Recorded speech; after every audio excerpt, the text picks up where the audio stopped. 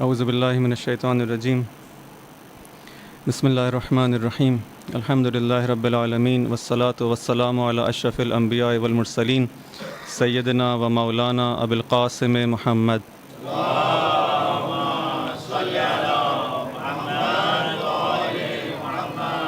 وعلی آل بیتہ الطیبین الطاہرین المعصومین المنتجبین سیما بقیۃ اللہ فی الارضین ارواحنا فدا وعجل اللہ تعالی فرجہ الشریف.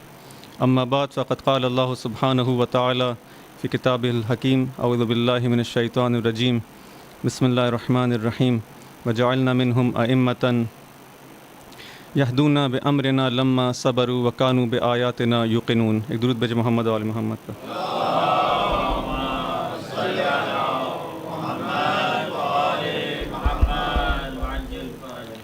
رب اشرح لی صدری ویسر لی امری واحلل عقدۃ من لسانی یفقہوا قولی. درود بھیجے محمد و آل محمد پر.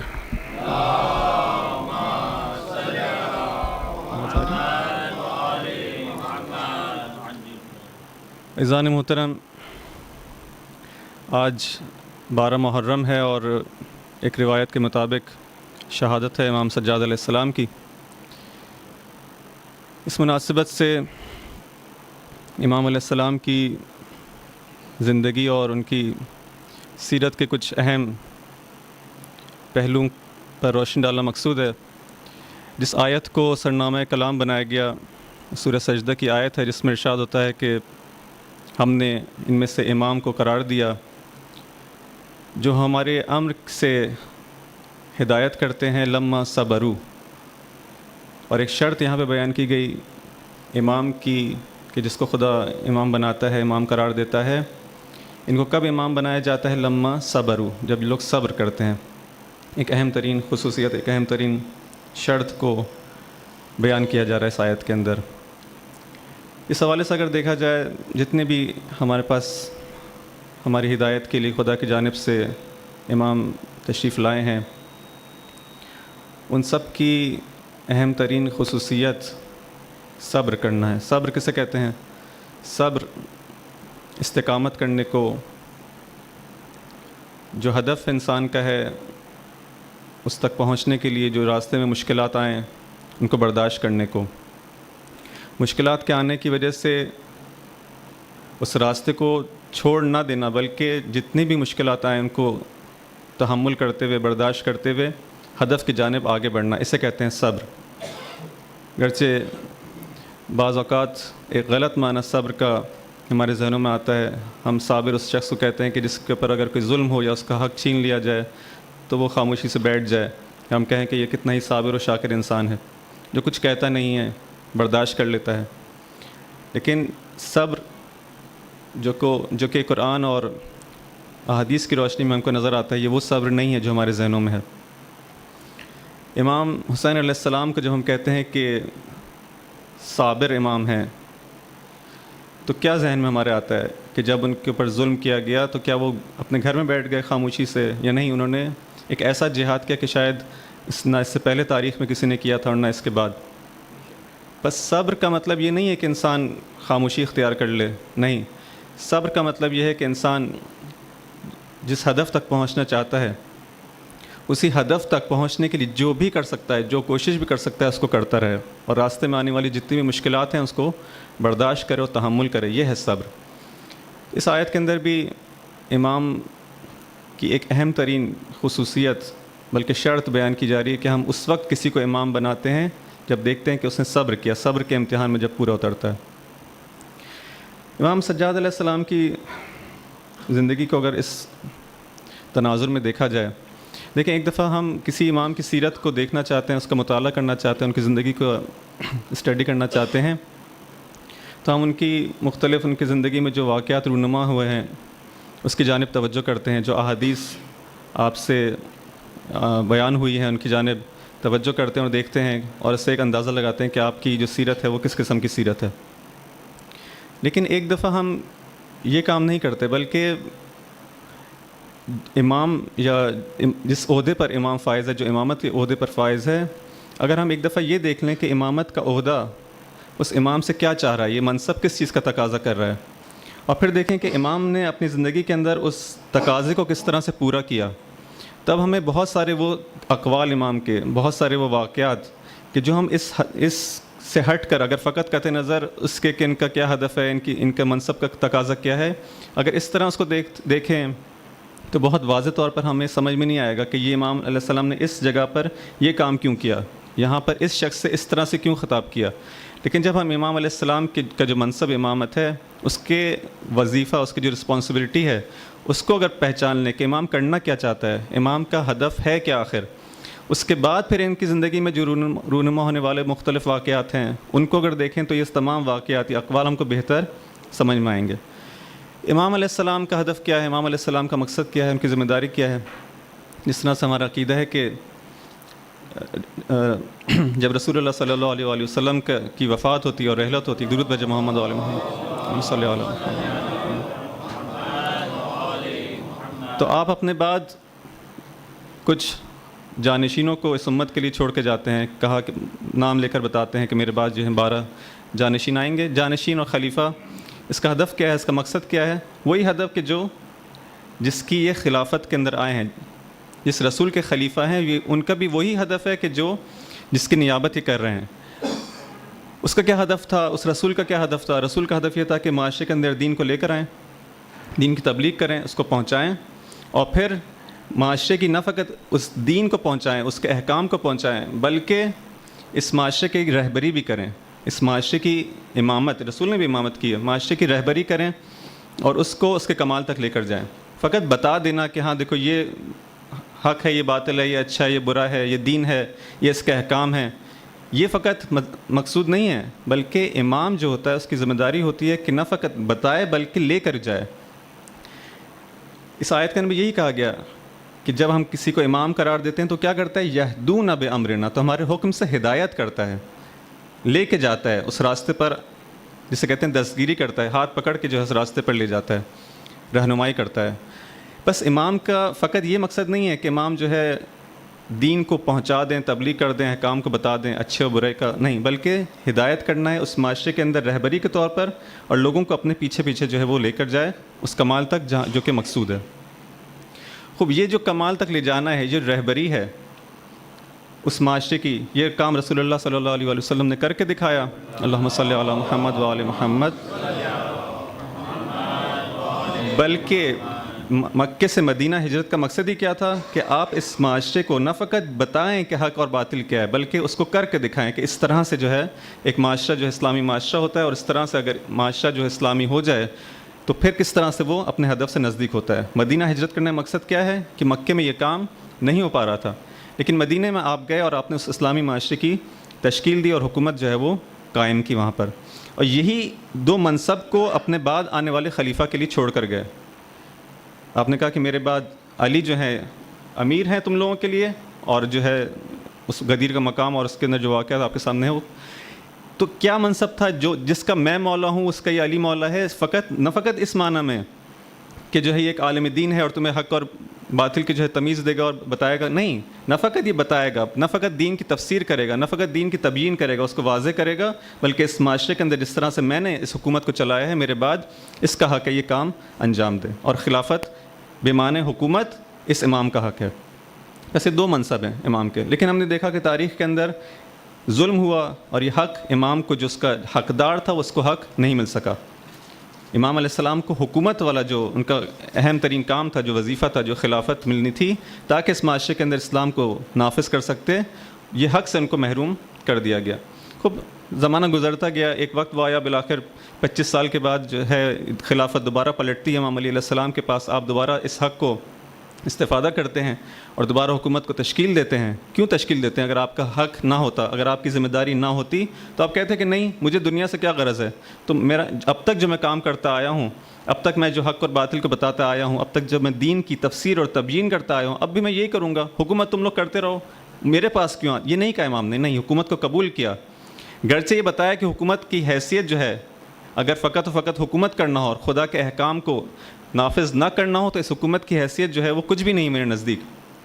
لیکن یہ حکومت چونکہ میرا فریضہ ہے، مجھے بتایا گیا ہے، مجھے سونپا گیا ہے خدا کی طرف سے، کہ یہ کام بھی تمہیں کرنا ہے، امام کو یہ کام بھی کرنا ہے. بس امام نے حکومت کو قبول کیا. دوبارہ سے جو ہے وہ 4-5 سال کا جو آپ کا عرصہ تھا خلافت کا، وہ جب گزر جاتا ہے اس کے بعد دوبارہ سے یہ حق چھین لیا جاتا ہے.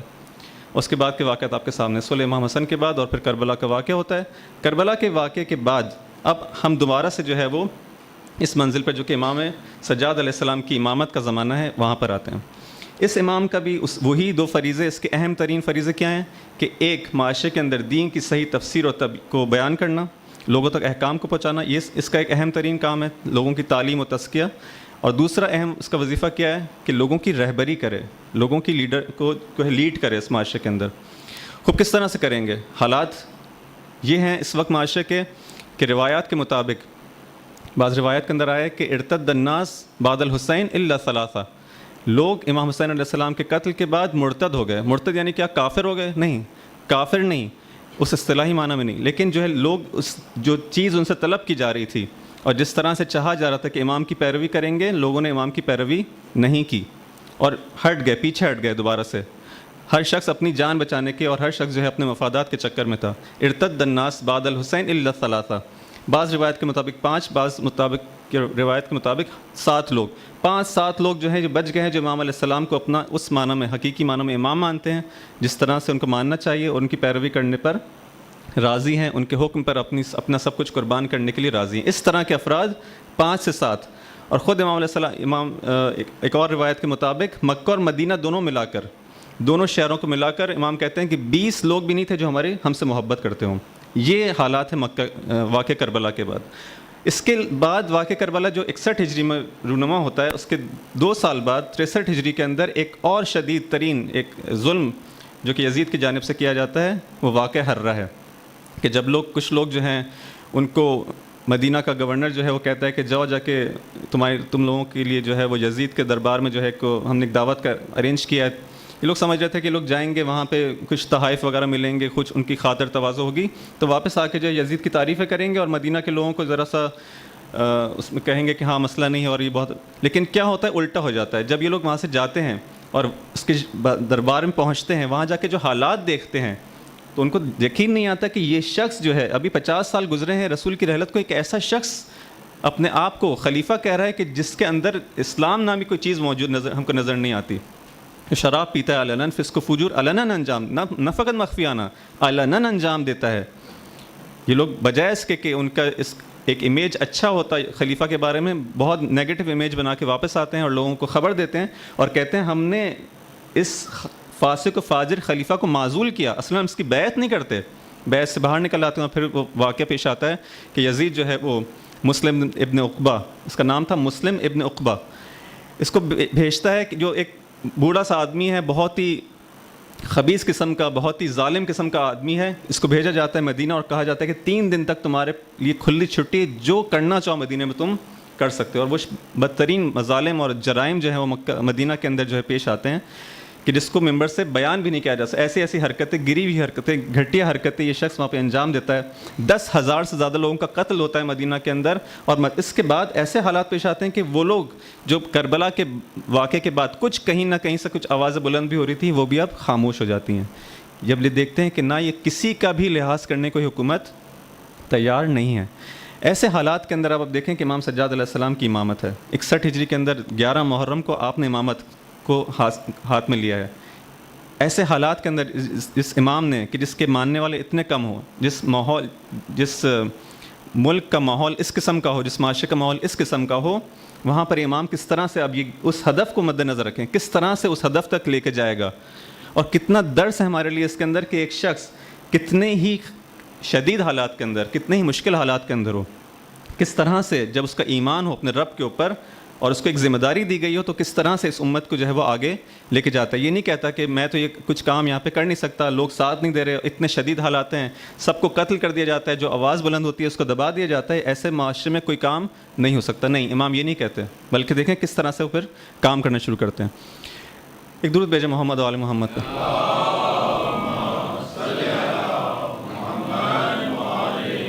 اگر تھوڑا سا اور اس معاشرے کے حالات سے انسان نزدیک ہو سکے تاکہ بہتر ہم درک کر سکیں امام کی اس زندگی کو، مکہ اور مدینہ کے تاریخ نے لکھا کہ تقریباً 70 ہجری سے لے کر اور تقریباً 50-60 سال تک مکہ اور مدینہ کا یہ عالم تھا کہ جب شام کے اندر خلیفہ کو، اس بادشاہ، خلیفہ بھی نہیں کہنا چاہیے، بادشاہ کو جب ضرورت ہوتی تھی کہ مثلا عیاشی کی اور مثلا گانا گانے والیوں اور مثلا موسیقی کا ہنر رکھنے والے افراد کو جب طلب کیا جاتا تھا تو مکہ اور مدینہ سے لوگ جایا کرتے تھے. مکہ اور مدینہ سے لوگ، قاری قرآن نہیں، جب گانے والوں کی ضرورت ہوتی تھی تو مکہ اور مدینہ سے. مشہور تھا مکہ اور مدینہ مرکز بن چکا تھا فساد کا. یہ حالت تھی اس مکہ و مدینہ کی کہ جب بادشاہ یا جو ہیڈ آف دا اسٹیٹ ہے کسی جگہ کا، جب وہ فاسد ہوتا ہے، جب وہ خراب ہوتا ہے تو چاہتے ہیں پورے معاشرہ خراب ہو جائے تاکہ یہ قبح جو ہے، جو برائی جو ہے، یہ کسی کو محسوس نہ ہو. اگر میں برا کام کر رہا ہوں سبھی ایسے ہوں تاکہ جو ہے وہ اس پہ کوئی انگلی نہ اٹھائے. بس یہ فساد پورے معاشرے میں اس طرح سے جو ہے وہ سرایت کر جاتا ہے. اور یہی ہوا مکہ اور مدینہ. یہ تاریخ کے اندر ہے کہ مرکز بن چکا ہے فساد کا، کہ یہاں تک کہ ایک ایسا شاعر کہ جو بہت ہی گرے ہوئے اشعار جو ہے پڑھا کرتا تھا، بہت ہی بیہودہ کلام اس کا ہوتا تھا، جب وہ مر جاتا ہے تو مدینہ کے اندر جو ہے سوگ کا جو ہے سوگ منایا جاتا ہے. جس طرح ہم کہتے ہیں کہ کسی کی جو ہے مرنے پر جو ہے وہ آج جو ہے یوم سیاہ منایا جا رہا ہے. مدینہ کے اندر یہ عالم تھا. ایک شخص جو ہے وہ گزر رہا ہے مدینہ سے، جب دیکھتا ہے کہ آج پتہ نہیں مدینہ میں کیا مشکل ہوئی ہے، کیا پریشانی ہوئی ہے، دیکھتا ہے کہ ایک کنیز ہے کسی کے گھر سے باہر نکلتی ہے، رو رہی ہے. پوچھا کہ تم کیوں رو رہی ہو؟ کہا کہ تم کو معلوم نہیں وہ شاعر جو ہے اس کا انتقال ہو گیا ہے اور دنیا سے چلا گیا ہے. یہ شخص بھی جو ہے اسی وادی میں تھا، اسی طرح کا آدمی تھا. یہ کہتا ہے کہ مسئلہ نہیں، اگر وہ مر گیا تو کیا ہوا؟ تم اس شاعر کو نہیں جانتی، اس کا نام بتاتا ہے کہ کیا تم نے اس شاعر کو نہیں جانتی؟ وہ بھی اسی قسم کے اشعار پڑھتا ہے اور اس کو کچھ اس کا اشعار سناتا ہے تو کہتی ہے اچھا پھر ٹھیک ہے. پھر جو ہے وہ الحمدللہ خدا کا حرم جو ہے خالی نہیں ہوا ایسے لوگوں سے. کیا کہتی ہے؟ خدا کا حرم ایسے لوگوں سے خالی نہیں ہوا. خدا کا شکر کرتی ہے. یہ حالات ہیں مدینہ کے. ان حالات میں امام علیہ السلام کو اس قوم کو لیڈ کرنا ہے، رہنمائی کرنی ہے اور اس کو لے کر جانے اس ہدف تک. کیسے لے کر جائیں گے؟ ان حالات کو مد نظر رکھیں. کتنا سخت کام ہے امام کے پیش نظر. کیا کریں؟ علناً مدینہ کی مسجد میں جا کے جو ہے وہ اعلان کرنا شروع کریں، درس دینا شروع کریں، تو اس کی تو اجازت نہیں امام کو. کس طرح سے کام کریں گے؟ اب دیکھیں یہاں پر ہم جب امام کے مختلف کلام کو دیکھتے ہیں، ہم کو مختلف طرح کے کلام نظر آتے ہیں، امام کی مختلف طرح کے اقوال نظر آتے ہیں. ایک دفعہ ہم دیکھتے ہیں کہ امام علیہ السلام ایھا الناس کر کے خطاب کر رہے ہیں، عام انسانوں سے جو ہے خطاب کر رہے ہیں. جب عام انسانوں سے خطاب کر رہے ہیں اس میں ان کے کلام کے اندر ہم کو بہت ساری آیات نظر آتی ہیں کہ جس کی جانب وہ جو ہے اس کو ریفر کرتے ہیں کہ مثلا میں جو کہہ رہا ہوں اسی کی طرح اسی کی مشابہ جو ہے آیات لے کر آتے ہیں. کیوں لے کر آ رہے ہیں؟ اس لیے کہ لوگ آپ کو امام نہیں مانتے. آپ کی بات پر جب تک آپ اس کو جو ہے وہ مستند نہیں کریں گے کسی چیز سے، کسی ایسی چیز سے جس کو مانتے ہو، جب تک وہ آپ کی بات کو قبول نہیں کریں گے. تو بہت ساری آیات جو ہیں آپ کو اس کا ریفرنس ملے گا خود امام کی احادیث کے بیچ میں. یہ ایک طرح کا کلام ہے. تحف العقول اٹھا کے دیکھیں، مثلا امام کے مختلف جو کلمات ہیں اس کے اندر ایک کلام جو ہے اس طرح سے آپ کو ملتا ہے. یہاں پر جو ہے وہ اس کا محتویٰ کیا ہے، اس کے اندر کیا بیان کرتے ہیں عام لوگوں سے؟ امام کہتے ہیں اے لوگوں خدا سے ڈرو، ایک قیامت بھی آنے والی ہے، قبر بھی آنے والی ہے، تم سے سوال ہوگا. پہلا سوال جو تم سے کیا جائے گا تمہارے رب کے بارے میں کیا جائے گا، تمہارے پیغمبر کے بارے میں کیا جائے گا، اس مال کے بارے میں کیا جائے گا جو تم نے حاصل کیا، اس کو کہاں خرچ کیا. یہ کہتے کہتے بیچ میں ایک جملہ کہتے ہیں کہ اور تمہارے امام کے بارے میں تم سے سوال کیا جائے گا. بس ایک جملہ کہہ دیا، آگے بڑھ گئے. اور پھر دوبارہ سے مثلا جو ہے واعظ و نصیحت.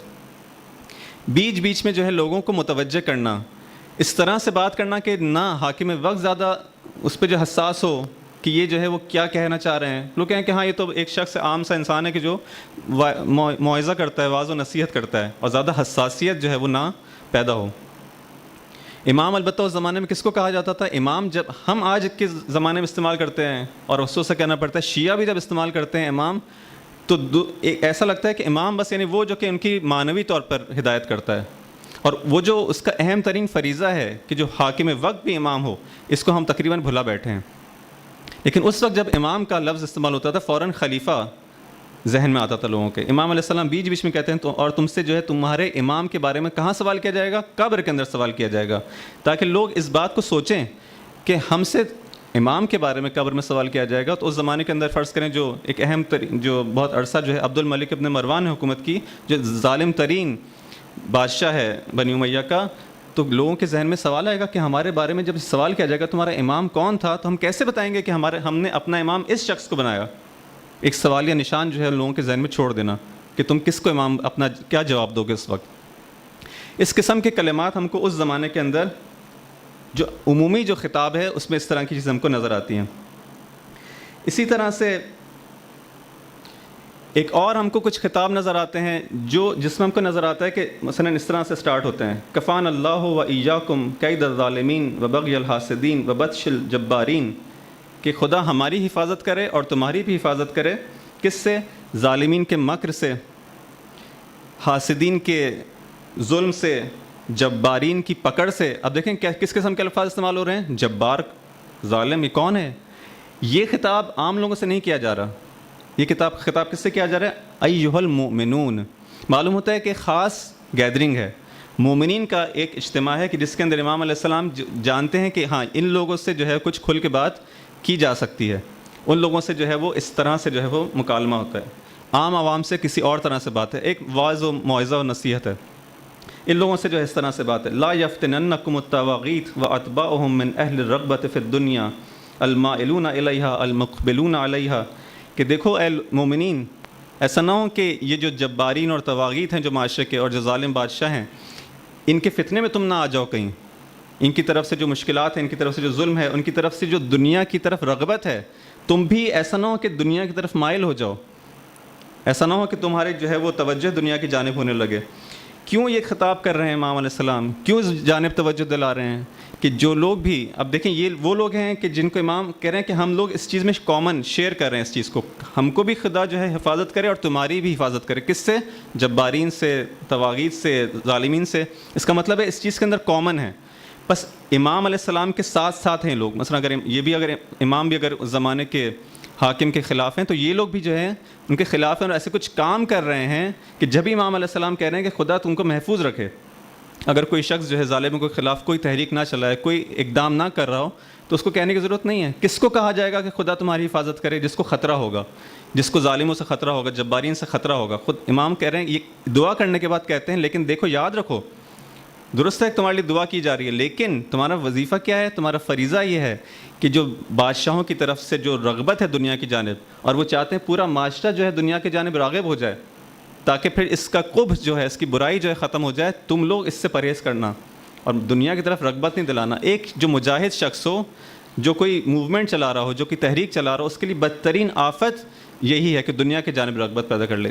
اور اسی لیے آپ دیکھیں کہ لوگوں کو اگر جب خریدنا ہوتا ہے یا ان کے مثلا جذبات کو ٹھنڈا کرنا ہوتا ہے، اس کو جو ہے تحفے تحائف دے کے آہستہ آہستہ جو ہے وہ ایسے طرح سے جو ہے وہ وارد ہوا جاتا ہے اس کے دل کے اندر کہ اس کو احساس بھی نہیں ہوتا. اور ایک دفعہ اس دنیا کا مزہ وہ چکھ لیتا ہے تو اس کی جو ساری تحریک اور ساری جو جہاد کا جو جذبہ تھا وہ ختم ہو جاتا ہے. امام کہہ رہے ہیں دنیا سے دور رہنا، ایسا نہ ہو ورنہ تم بھی اسی مرض میں مبتلا ہو سکتے ہو. یہ ایک طرح.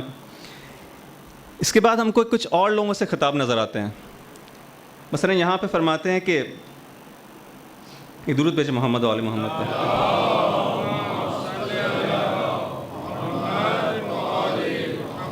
فرماتے ہیں ان علامت الزاہدین فی الدنیا الراغبین فی الآخرہ ترکہم کل خلیط و خلیل. البتہ ہمارے لیے بھی ہے یہ، نہ فقط اس زمانے کے لیے. ترکہم کل خلیط و خلیل و رفضہم کل صاحب لا یرید ما یریدون. اب ایک اور کچھ لوگوں کا گروپ ہے جو لگتا ہے بہت ہی، جسے کہتے ہیں کور گروپ ہے، امام کے بہت نزدیکی افراد ہیں جن سے امام اس طرح سے خطاب کر رہے ہیں. فرماتے ہیں کہ جو لوگ دنیا میں زہد اختیار کرتے ہیں، زاہد ہیں، ان کی ایک علامت ہے. جو لوگ دنیا میں زہد اختیار کریں اور آخرت کی جانب جو ہے رغبت رکھتے ہیں، ان کی علامت ہے. کیا علامت ہے؟ ترکہم کل خلیط و خلیل. ہر قسم کے دوست اور ہر قسم وہ آدمی جس سے انسان مکس ہوتا ہے، اس کے نزدیک ہوتا ہے، ان کو ترک کر دینا. ہر قسم کو نہیں، یعنی بتانا کہ کس قسم کے آدمی کو جو ترک کر دے، کس قسم کے لوگوں کو دوست نہ بنائے. وَرَفْضُهُمْ كُلَّ صَاحِبٍ. ہر وہ کمپینین کو، ہر وہ شخص جو اس کے ساتھ اس کو رد کر دے، اس سے دور ہو جائے، جس کے اندر کیا صفت ہو؟ لا یریدو ما یریدون. کہ جیسا جو اس کا ہدف ہے، جس طرح سے یہ زندگی گزارنا چاہ رہا ہے اور ایک ہدف کے تحت زندگی گزارنا چاہ رہا ہے، اس کا وہ نہ ہو، ان لوگوں کا وہ ہدف نہ ہو. یعنی اپنے ان لوگوں کے ساتھ تم لوگ مکس اپ ہو، ان لوگوں کے نزدیک ہو کہ جو ہدف کے اندر مشترک ہوں. جو تمہارا ہدف ہے وہی ان کا بھی ہدف ہو.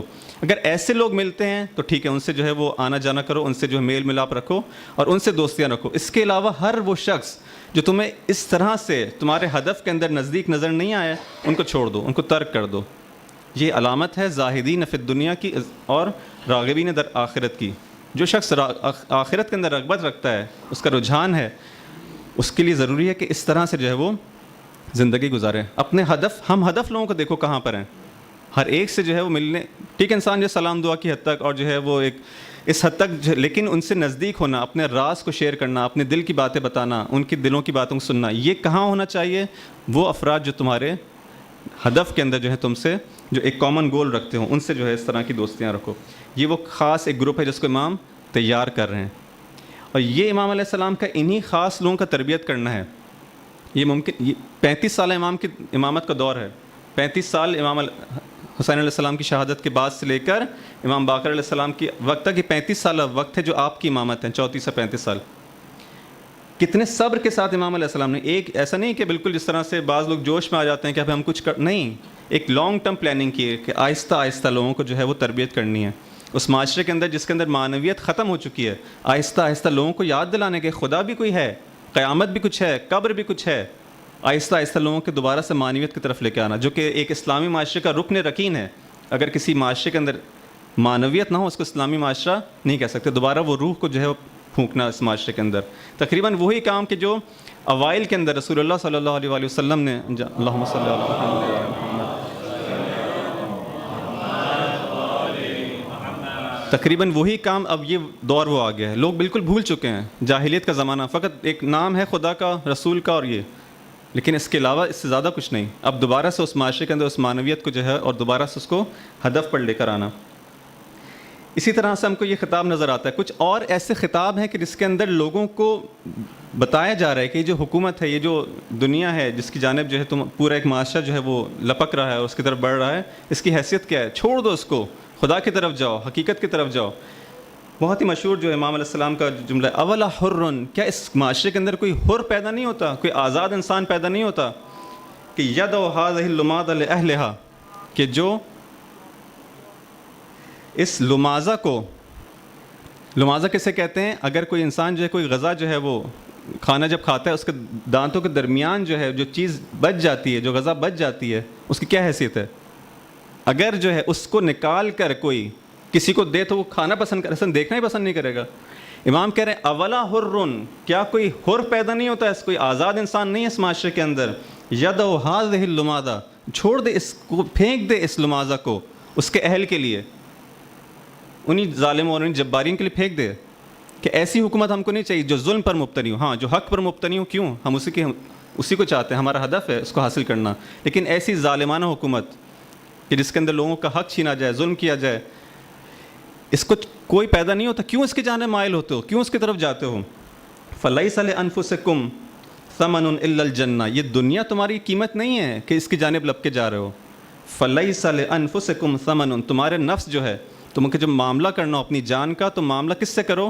اس کے لیے کوئی قیمت نہیں ہے الا الجنہ، اس کا اگر معاملہ کرنا ہے تو جنت سے کرو، خدا سے، نہ اس دنیا سے معاملہ کر بیٹھو کہ اس کا جو ہے وہ اس کے بغیر کسی اور چیز کی سے قیمت لے کے نہ بیچو. صرف اور صرف اگر معاملہ کرنا ہے تو خدا سے معاملہ کرو. یہ دنیا اس قابل نہیں ہے کہ اس کا یہ تو کیا ہے، یہ لمازہ ہے. جس دنیا کو تم اتنا شان و شوکت سے دیکھ رہے ہو، یہ کچھ بھی نہیں ہے. اس طرح سے امام علیہ السلام جو ہے دوبارہ لوگوں کو متوجہ کر رہے ہیں حقیقت کے جانب. اور اسی طرح سے ایک اور اہم کام جو امام کی ہم کو سیرت کے اندر نظر آتا ہے، تو امام علیہ السلام، ایک درود بھیجیں محمد و آل محمد.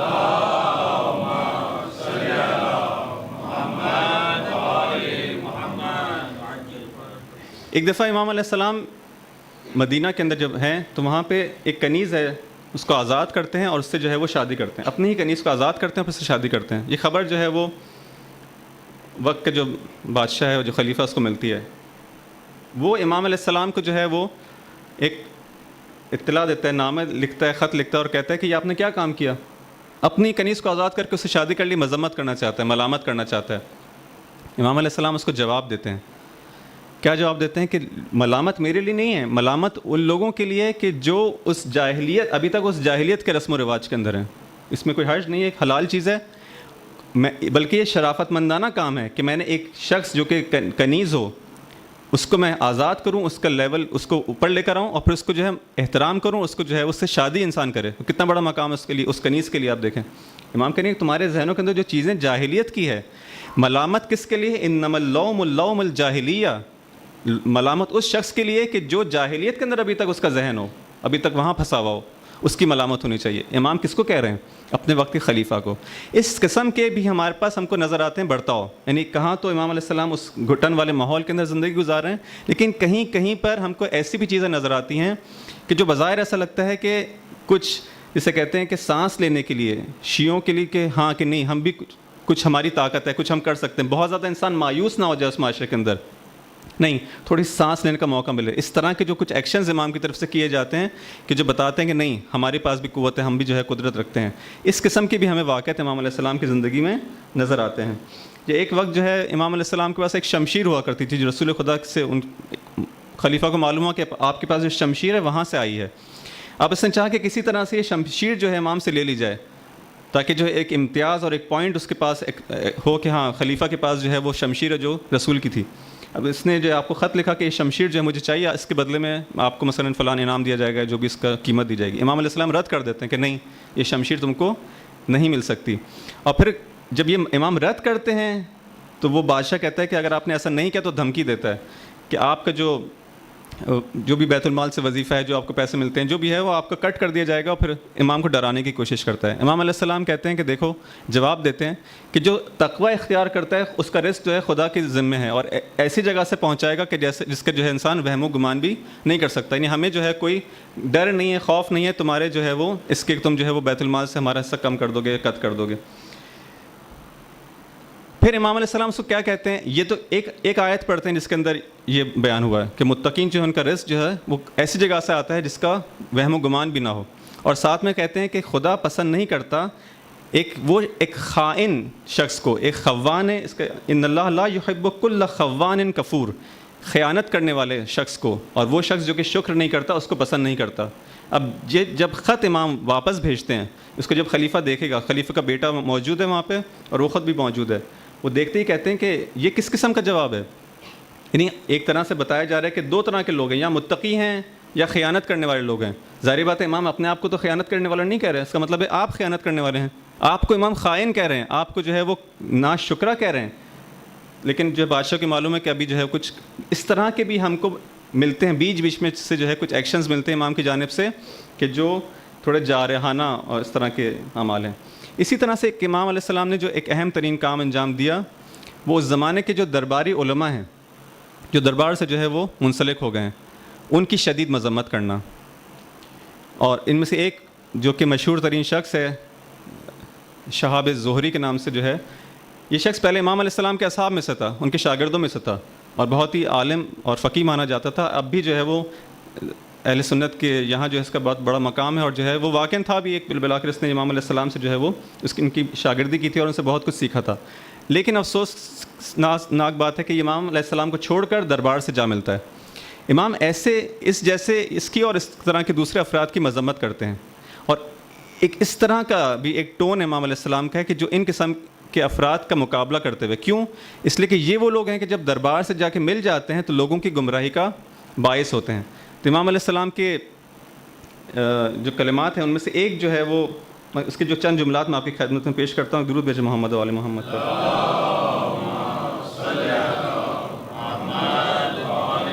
البتہ یاد رکھیں کہ مثلا فرض کریں درباری عالم کا مطلب ہے کہ یہ شخص جو کہ زہری تھا اس ایک ایسے لیول پہ تھا جس کا آپ کہیں کہ کسی کنٹری کا جو ہے وہ مفتی اعظم ہو، کوئی عام چھوٹا موٹا انسان نہیں ہے، نزدیک ترین شخص ہے خلیفہ کے. اس کو خطاب کر کے کہہ رہے ہیں کہ شروع میں اس کو کہتے ہیں کہ خدا ہماری حفاظت کرے اور تمہاری حفاظت کرے فتنوں سے، اور پھر کہتے ہیں وہ رحمک من النار، اور تمہیں جو ہے آگ سے بچائے. پھر یہاں پہ اپنے آپ کو شیئر نہیں کرتے، نہیں، ہماری اور تمہاری حفاظت کرے فتنوں سے، اور تجھے جو ہے وہ نار سے، آگ سے بچائے. یعنی اس کو کہتے ہیں تمہارا جو کام ہے جہنمی کام ہے، کہاں تم جو ہے کس طرف جا رہے ہو. اب دیکھیں ایک شخص جو ہے مفتی اعظم کو اپنے زمانے کے اس طرح سے خطاب کر کے کہہ رہا ہے.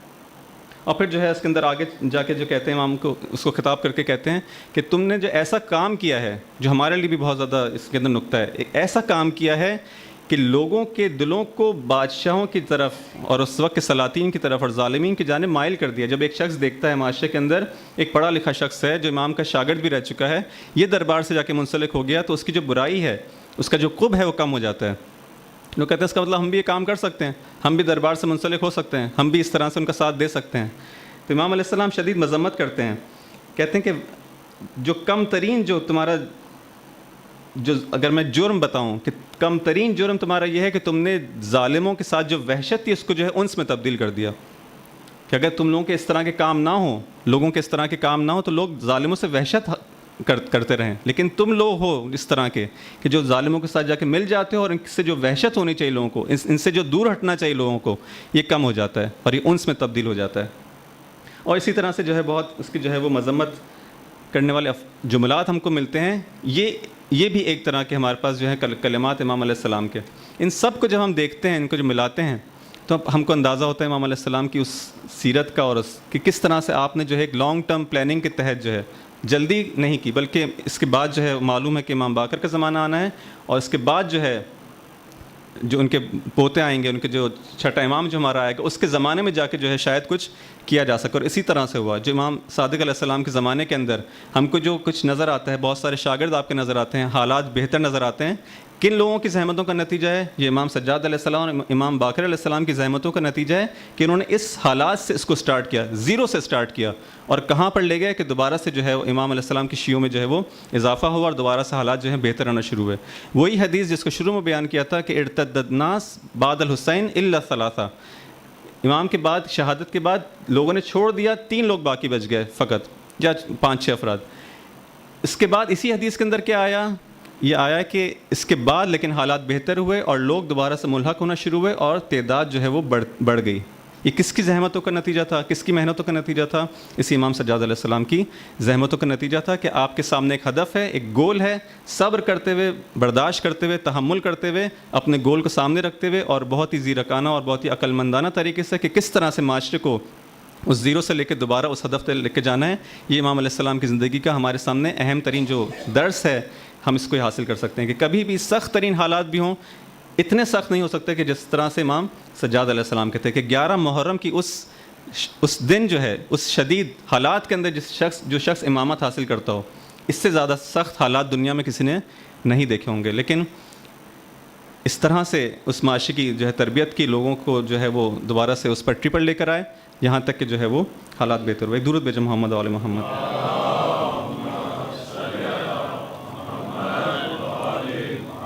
عزیزان محترم,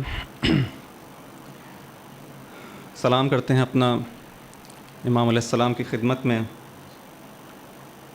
امام حسین علیہ السلام ہوں, ان کے بیٹے سید الساجدین ہوں, ان کی پھوپھی حضرت زینب ہوں, اور اسی طرح باقی اصحاب و اولاد امام حسین علیہ السلام پر, کہ جس طرح انہوں نے اس وقت گھٹن والے ماحول کے اندر, کٹھن وقت کے اندر جو قربانیاں دیں اور اپنی ذمہ داری کو ادا کرنے کی کوشش کی. نہیں معلوم, جب انسان کربلا کے واقعے کی جانب دیکھتا ہے, نہیں سمجھ میں آتا کہ واقعاً عصر عاشور سے پہلے کا واقعہ, عصر عاشور سے پہلے کے مصائب زیادہ سخت ہیں یا عصر عاشور کے بعد کے مصائب زیادہ سخت ہیں.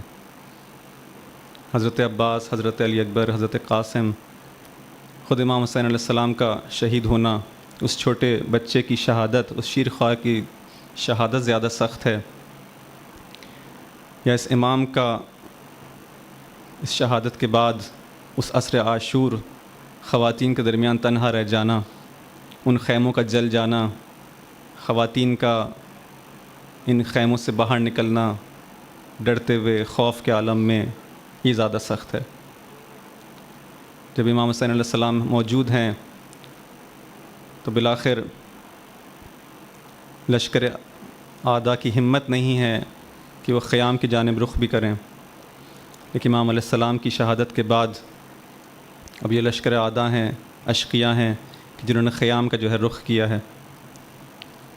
اب اس امت کو اتنی جرأت ہو گئی ہے کہ ان خیموں میں کہ جن میں یہ بیبیاں موجود ہیں, ان کے سروں سے چادروں کو چھینا جاتا ہے.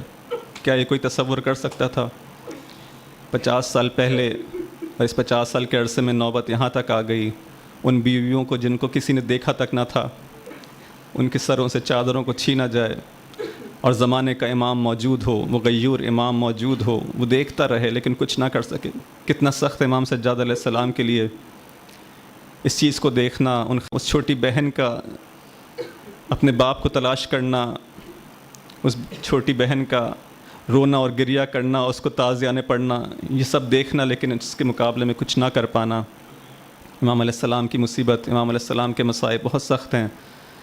اس کے بعد کوفہ اور شام کے سخت ترین مراحل کے لوگوں کا اس طرح سے استقبال کرنا کہ جیسے کوئی باغی ہو، جیسے کوئی ترک اور غلام آئے ہوں شہر کے اندر جنہوں نے بغاوت کی ہو۔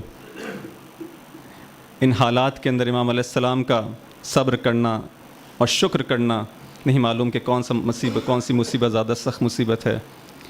اسی لیے 30 اور 40 سال کا گریہ کرنے کے بعد امام علیہ صادق علیہ السلام فرماتے ہیں کہ میرے جد نے 40 سال گریہ کیا امام علیہ السلام کے اوپر۔ جب بھی آپ کے سامنے کوئی کھانا لایا جاتا تھا، پینے کو کچھ لایا جاتا تھا، امام علیہ السلام کے آنسو جاری ہو جاتے تھے۔ اتنا روتے تھے کہ آپ کے آنسو اس غذا کے اندر چلے جاتے تھے۔ جب سوال کرنے والا کہتا تھا کہ امام اتنا سال گزرنے کے باوجود بھی آپ اتنا گریہ کر رہے ہیں، امام علیہ السلام کہتے تھے اے سوال کرنے والے، تو نے انصاف نہیں کیا۔ یعقوب کے 12 بیٹے تھے، ان میں سے ایک بیٹا صرف گم ہوا تھا، صرف ان کی آنکھوں کی نظروں سے غائب ہوا تھا۔ یعقوب نے اتنا گریہ کیا کہ آپ اندھے ہو گئے، آپ کی نابینا ہو گئے، آپ کے سر کے بال سفید ہو گئے۔ میرے سامنے بنی ہاشم کے 17 جوانوں کو، میرے سامنے میرے بابا کو ذبح کر دیا گیا، میں کیا نہ روؤں، میں کیا گریہ نہ کروں۔ اللہ لعنۃ اللہ علی القوم الظالمین وسيعلم الذين ظلموا أي منقلب ينقلبون۔ خدا ہماری قلیل سی عبادت کو قبول فرما۔ اے خدا، ہمیں اپنے اس امام کی زندگی سے درس لیتے ہوئے کسی بھی حالات کے اندر، سخت سے سخت حالات کے اندر بھی اپنے ہدف کو فراموش نہ کرنے کی توفیق عطا فرما، اس ہدف کو حاصل کرنے کے لیے اپنا سب کچھ قربان کرنے کی توفیق عطا فرما، اپنے وظائف کو، اپنی ذمہ داریوں کو بہترین طرح سے سمجھنے، ان کو ادا کرنے کی توفیق عطا فرما۔ اس خون کے انتقام کے لیے اپنے آخری حجت کے ظہور میں تعجیل فرما، اور ہمیں ان کے اصحاب و انصار میں شامل فرما۔ ماتم حسین۔